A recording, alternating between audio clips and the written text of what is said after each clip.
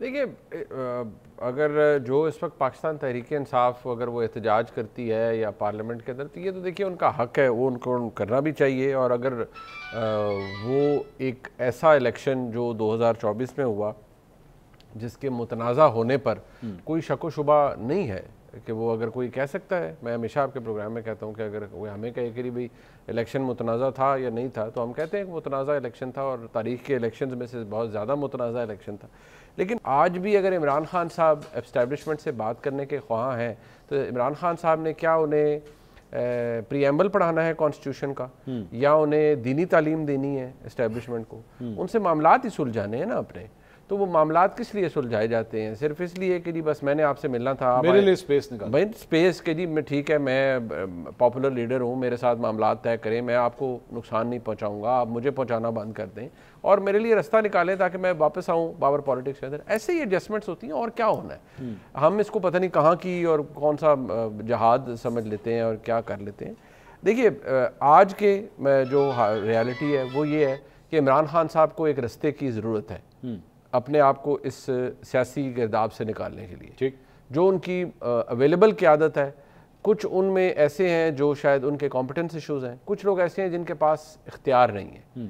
जैसे मैं कहता हूँ बैरिस्टर गौहर खान साहब वाइडली रिस्पेक्टेड है, हर जगह पर महज़ब शख्सियत है, लेकिन उनके पास इख्तियार नहीं है कि वो तहरीक इंसाफ के बिहाफ के ऊपर बहुत सारी चीज़ें नेगोशिएट कर सकें। ठीक, गंडापुर साहब वो अब जो शोला बयानी भी करते हैं, सब कुछ करते हैं, लेकिन गंडापुर साहब की भी मसाइल ये हैं कि वो भी लैक करते हैं बहुत सी ताकत को, बहुत से स्पेस को।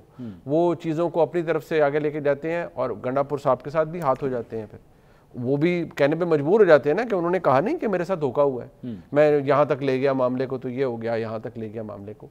फ्रैंकली स्पीकिंग, इस वक्त तहरीक इंसाफ को अपने लिए या खान साहब ये ख़ुद किसके ज़रिए जेस्चर दें या ऑथोराइज़ करें किसी एक शख्सियत को जो इमरान खान साहब के लिए ये सियासी रास्ता निकलवा सके। देखें, एक मैं आपको बात बता दूं, वहाँ से परमानेंट नो है एस्टैब्लिशमेंट की तरफ से कि कोई बात नहीं करेगा। अच्छा। फिर आपने किससे बात करनी है? आपने किसी ना किसी, चाहे आप उन्हें जाली कहें, फॉर्म 47 का कहें, जो भी कहें, जो भी कहें।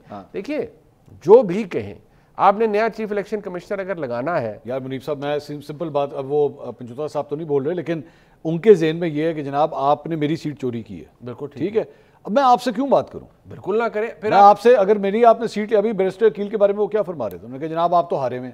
अच्छा, तो बात किस तरह होगी? उसका नतीजा फिर बड़ा आसान है ना। अगर आपने तस्लीम नहीं करना तो फिर तो आप ये काम करें कि या तो आप पूरे निज़ाम से को रिज़ाइन कर दें, पूरे निज़ाम से। अच्छा, आप बाहर कह रहे हैं मैं एहतजाज रिकॉर्ड करने की खातिर। अच्छा, फिर आप एहतजाज रिकॉर्ड करने जाएं। अगर आप एहतजाज रिकॉर्ड करने जाते हैं फिर आप इसको एक लंबी चीज़ समझें कि ये लंबा ऑन गोइंग चला जा रहा है। फिर आप अगर नहीं करेंगे तो आइन के अंदर तो प्रोविजंस मौजूद है ना, तरीकाकार तो मौजूद है। अगर आप ये अपॉर्चुनिटी चीफ इलेक्शन कमिश्नर वाली उसको अवेल नहीं करते, उस मुशावरत को, तो at the end of the day एक पूरा कॉन्स्टिट्यूशनल मैकेनिज्म बना हुआ है कि वो चीफ इलेक्शन कमिश्नर कैसे लगेगा। अगर आप उसके अंदर अपना हिस्सा नहीं डालते तो आपके नुकसान होगा। ये हुकूमत तो चाहेगी ना कि कोई भी चीफ इलेक्शन कमिश्नर वो लाए जो इस निज़ाम के लिए अच्छा हो, इसको तकवीत देने के लिए या आगे मामलात के लिए। आप अपना हिस्सा उससे क्यों विड्रॉ कर रहे हैं? आपके पास इतनी बड़ी मेजॉरिटी है खैबर पख्तूनख्वा के अंदर। देखिए, ये लड़ाई कुछ ऐसा नहीं होता कि ओवरनाइट तब्दीलियां नहीं आती। और ये how rude it may sound, लेकिन this is part of power politics. ये केस, अदालतें, जेलें, ये सब कुछ ये हमारे मुल्क में को पहली दफ़ा थोड़ी हुआ है।